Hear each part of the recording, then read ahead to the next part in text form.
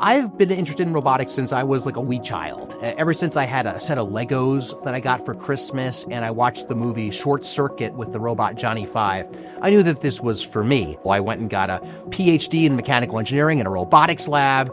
I was doing a postdoc to become a professor. But I did take one slight detour before I became a professor. I decided to apply for Survivor. The greatest social experiment on television is back. I've been interested in robots since I was a wee baby child, and everyone here is going to assume that I'm a huge nerd, which is not entirely incorrect. 14th person voted out, and the 7th member of our jury. Christian, you need to bring me your torch. Christian, the tribe has spoken. Good luck to you all. Well played. Sorry, Christian. Bye, Christian. Getting to be on Survivor the first time was a dream come true.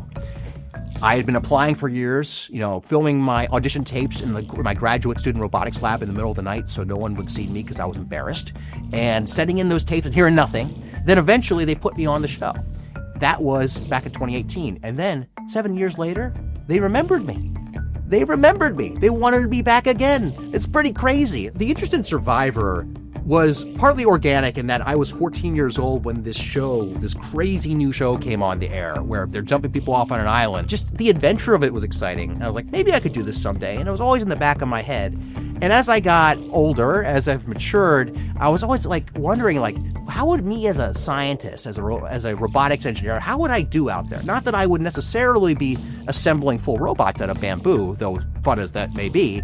How do the skills that you learn in academia as a STEM-related scientist, how do they translate to a world where there's so little technology?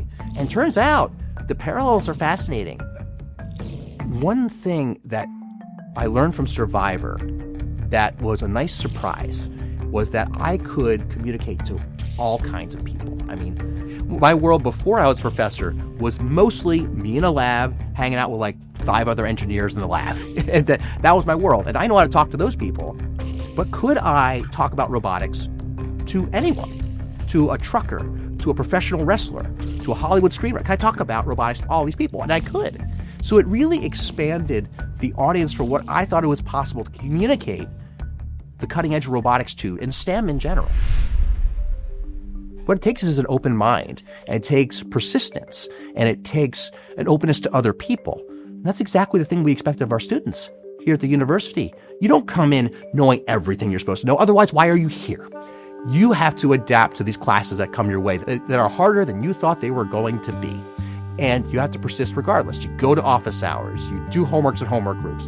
It's the same thing on the show, okay? You got to find people you can count on even when things get tough. It's been a fun journey over these last 7 years because, in a way, Survivor's been 2 milestones in my academic career. I played Survivor when I first started at Florida State. In fact, it aired when I was teaching my very first class. So my students were watching me run around on an island, and I was also brand new to teaching. But then, over the course of years, I got tenure. I teach a lot, I run my own lab with a lot more confidence, and I can return to the game these 7 years later with a lot more confidence too. People should watch season 50 of Survivor because, one, it's a milestone event. It's literally, they're grabbing people from the very first season all the way up to the most recent season that just aired. That's an incredible breadth, and you get all of these very interesting people from all different walks of life, all of whom are very committed to trying to win and make an impact. It is like the Olympics. It is like the Super Bowl of Survivor, and the professor is on it. So tune in. Extra credit not guaranteed.